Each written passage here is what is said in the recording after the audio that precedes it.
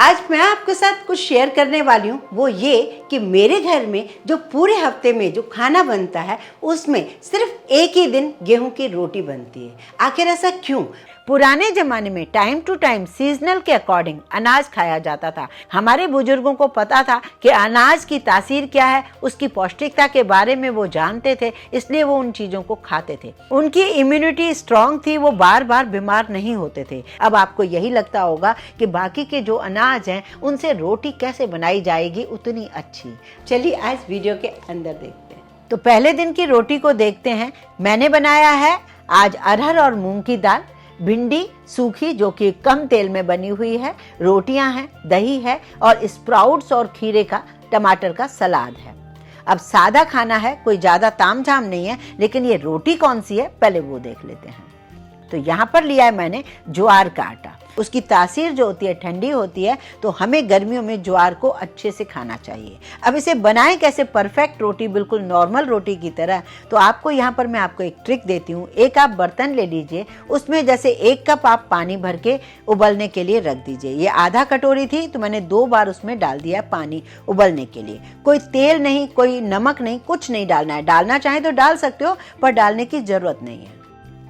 इस पानी को तब तक गर्म कीजिए जब तक उसमें अच्छे से उबाल ना आ जाए। जैसे ही उबाल आ जाए आप गैस बंद करके उसमें उतना ही, जैसे 1 कप हमने पानी डाला तो 1 कप ही आप इसमें ज्वार डालोगे। डिपेंड करता है, कभी कभी जैसे 1 आध चम्मच आपको ज्वारी का आटा ज़्यादा डालना पड़े, क्योंकि अगर पतला अनाज होता है तो वो पानी कम लेता है, अगर थोड़ा मोटा पिसा हुआ होता है तो वो पानी थोड़ा ज़्यादा लेता है। तो बस अब आपको इसको ढककर 5 मिनट के लिए छोड़ देना है, क्योंकि गरम गरम आप हैंडल नहीं कर पाओगे, इसमें स्टीम लग जाएगी और ये बहुत ही बढ़िया रोटी बन जाएगी। जब आप परात में निकाल रहे हो, इसे मल रहे हो, तो आप देख रहे हो बिल्कुल नॉर्मल गेहूं के आटे की तरह लग रहा है। अब ये देखिए, मैंने एक लोई उठाई और पलोतन मतलब जो सूखा आटा है वो भी मैंने ज्वार का ही लिया है। आजकल बड़े बड़े डाइटिशियंस या जो भी डॉक्टर्स हमें यही सलाह देते हैं कि हमें सारे अनाज का सेवन करना चाहिए। तो वो हम किस तरीके से कर सकते हैं? इसी तरीके से जैसे कि हम रोज रोज अपनी रोटी बदल सकें। तवा थोड़ा सा कम गर्म था, कोई बात नहीं। अब आगे आप देखिए रोटी कितनी बढ़िया फूल रही है। आप चाहें तो इसे गैस पर पकाएं या फिर इस तरीके से तवे पर बनाएं। दोनों तरीके से रोटी बहुत ही बढ़िया बनेगी, फूलेगी और नरम भी बनेगी। आप बच्चों के टिफिन में भी डालो, कोई चिंता वाली बात नहीं है कि सूख जाएगी ये रोटी। ये देखिए, है ना बहुत ही सुपर सॉफ्ट। अब घी लगाकर खाना चाहें या बिना घी के खाएं, ये चॉइस आपकी। हो गई आपकी पौष्टिक थाली। अब चलते हैं सेकंड डे हम क्या खाएंगे। सेकंड डे की थाली जो है उसमें है मेरे पास सलाद है, करेले की सब्जी है, रायता है और मिक्स दाल है। तो आज मैं इसके साथ पराठा बनाने वाली हूँ। अब पराठा कैसे बनेगा? आपको तो यही लगेगा पराठा गेहूं के आटे के सिवाय तो बनता ही नहीं है, तो किससे बनाएं? आज रागी के आटे से पराठा बनाएंगे। आप चाहें तो इसकी रोटी भी बना सकते हो, पर मैं आज इसके साथ पराठा बना रही हूँ। पराठा बनाने के लिए आपको क्या करना होगा? रागी का आटा लिया है, जितना रागी का आटा है उतना ही थोड़ा सा ज्यादा आप पानी लीजिए अगर आपको पराठा बनाना हो तो, क्योंकि हमें इसका जो डो चाहिए वो थोड़ा सॉफ्ट चाहिए, जो हम बेलन से ना बेलें, हाथों से ही कर लें। तो यहाँ पर आपने पानी में थोड़ा सा ऑयल भी डाला है, थोड़ा सा नमक भी डाला है। आप चाहते तो मिर्च भी डाल सकते थे। पानी जैसे ही उबला मैंने थोड़ा पानी अलग कर दिया। ये छोटी सी ट्रिक है, इसे जरूर फॉलो कीजिए। अब पहले मैंने इसको पहले मिक्स कर दिया पूरे आटे को। अब हम क्या करेंगे, धीरे धीरे इसमें थोड़ा थोड़ा पानी डालते हुए और इसको थोड़ा सॉफ्ट रखेंगे। रोटी के लिए परफेक्ट है, लेकिन क्योंकि मुझे पराठा बनाना है तो मैं इसे थोड़ा थोड़ा पानी डालकर इसे इसी तरीके से मिक्स करती जाऊंगी। ये नरम होगा ना तो बहुत ही बढ़िया ये हम इसका पराठा बना सकेंगे। आजकल कई बच्चों को, कई बड़ों को एक एलर्जी हो गई है गेहूं से, तो उनके लिए भी ये रेसिपी बहुत ही परफेक्ट है। बेचारे तरसते थे कि गेहूं के आटे के बिना हम पराठा कैसे खाएं, तो उसके लिए ये बहुत ही बढ़िया है ये पराठा बनाने का तरीका। अब मैंने देखिए जो सूखा आटा लिया है वो भी मैंने रागी का ही लिया है। मैंने जो फिलिंग बनाई है उसमें मैंने आलू को ग्रेट कर दिया है, हरा धनिया, हरी मिर्च, मसाले डाले हैं। चॉइस आपकी है, आपको कैसे उसके अंदर फिलिंग डालनी है। पनीर डालना है, आलू डालना है, प्याज डालना है, ये चॉइस आपकी है। अब रोटी से मैंने थोड़ा सा बड़ा लोई ले लिया है, क्योंकि सॉफ्ट है, उसे बीच में मैंने फिलिंग रख दी है। अब हाथों से चारों तरफ मिलाते हुए उसका गोल लोया सा बना देती हूँ।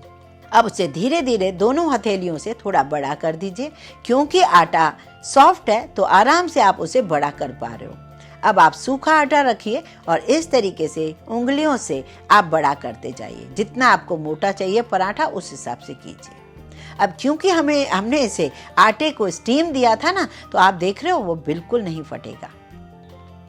इतना नरम पराठा बनेगा, आप छोटे छोटे बच्चों को और बुजुर्गों को भी एक पराठा दे सकते हो। गेहूं की रोटी से बहुत ज़्यादा नरम होता है, तो इसका आप पराठा बनाइए, एंजॉय कीजिए और छोटे से छोटे बच्चों को आदत डाल दीजिए यही हमें अनाज खाने हैं, नानी दादी वाले, तो उन्हें भी ये आदत पड़ जाएगी, वो कभी भी मना नहीं करेंगे आपको।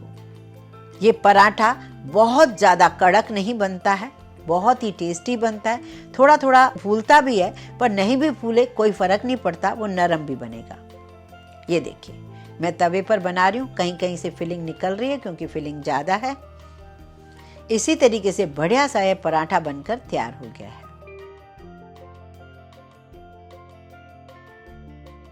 शक्ल में काला जरूर लगता है, लेकिन ये बहुत ही टेस्टी होता है। अभी हाल ही में मैंने आपको इसके पापड़ बना के दिखाए थे, आपने उसे नहीं देखा है तो ज़रूर देखिए।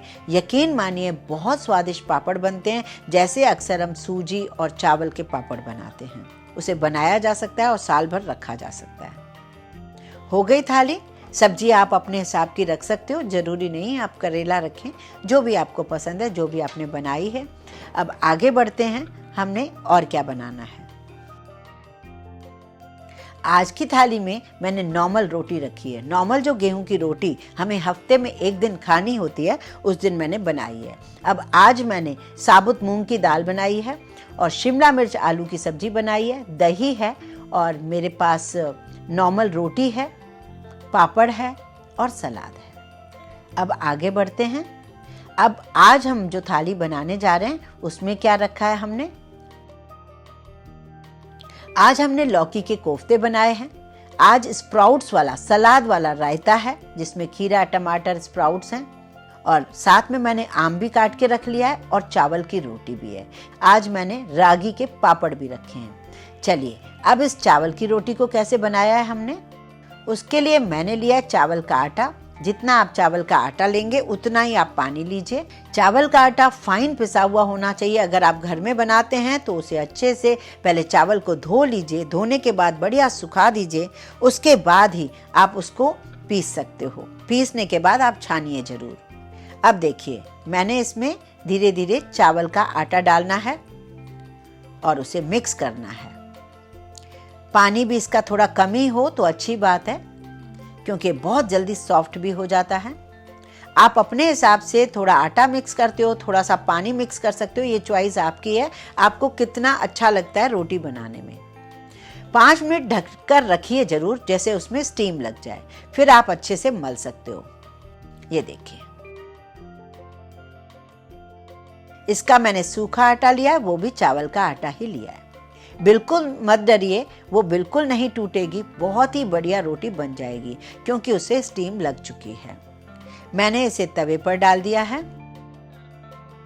ये देखिए बहुत बढ़िया फूलती है। मेरे घर में चावल की रोटी को ज़्यादा पसंद किया जाता है, रागी की रोटी को ज़्यादा पसंद किया जाता है और ज्वार की रोटी को। आप अपने हिसाब से, जैसे बाजरा अभी बहुत गर्म होता है तो हम लोग गर्मियों में नहीं खाते, आप बना सकते हो सेम इसी तरीके से बाजरे की भी रोटी। रोज़ रोज़ अनाज बदलने से एक अच्छी चॉइस भी मिल जाती है और हमारा पेट ठीक रहता है, हमारा स्वास्थ्य ठीक रहता है। आपको ये मेरी ट्रिक कैसी लगी मुझे कमेंट करना बिल्कुल ना भूलें। हमें बहुत ज़्यादा एफर्ट्स नहीं लगाने, बहुत ज़्यादा मेहनत नहीं करनी है, पर सिर्फ आटा गूंदने का तरीका जो है आपका थोड़ा चेंज होना चाहिए, जिसकी वजह से बहुत बढ़िया रोटियां बन जाती हैं। आप देखिए नरम कितनी है रोटी, वाइट रोटी, बल्कि भटूरे जैसी लगती है।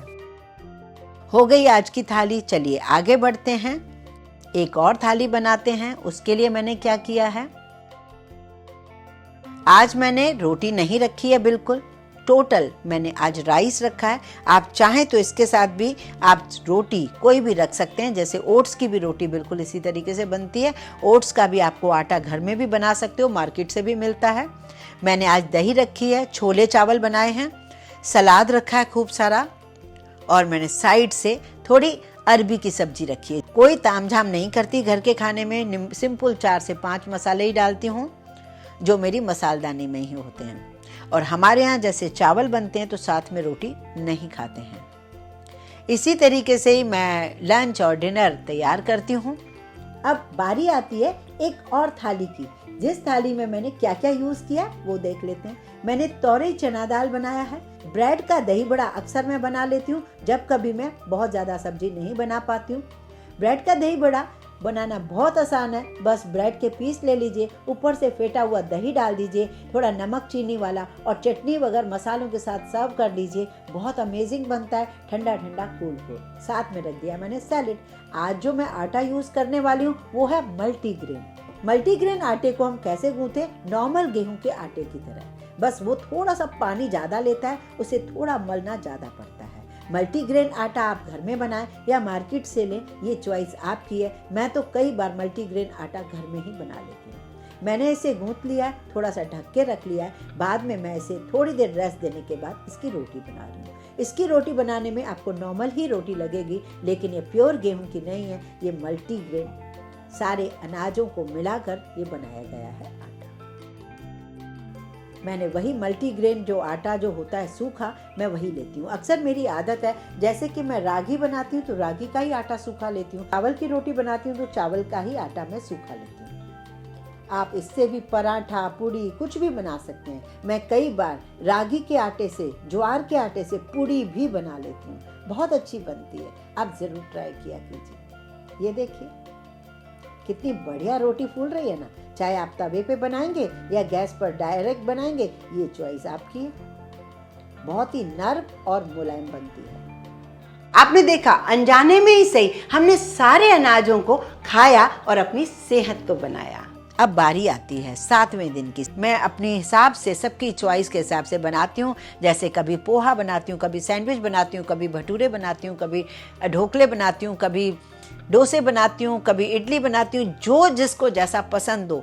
एक दिन मैं ऐसा रखती हूँ कि फ्राइड, जो भी पाव भाजी खाना बनाती रहती हूँ, जिससे क्या सबको चॉइस मिलती है। ऐसा ही हम सभी को करना चाहिए। बाकी के दिनों में जैसे ऑफिस टाइम में आपको इसी तरीके का खाना लगाना चाहिए, जिससे हमें सारे अनाज खाने को मिले और हम स्वस्थ रहें। कैसा लगा मेरा ये आइडिया? कमेंट करना बिल्कुल न भूलें। पसंद आया हो तो लाइक करें, शेयर करें। अपने घर में भी इसी तरीके से सारे अनाज को ज़रूर यूज़ किया करें।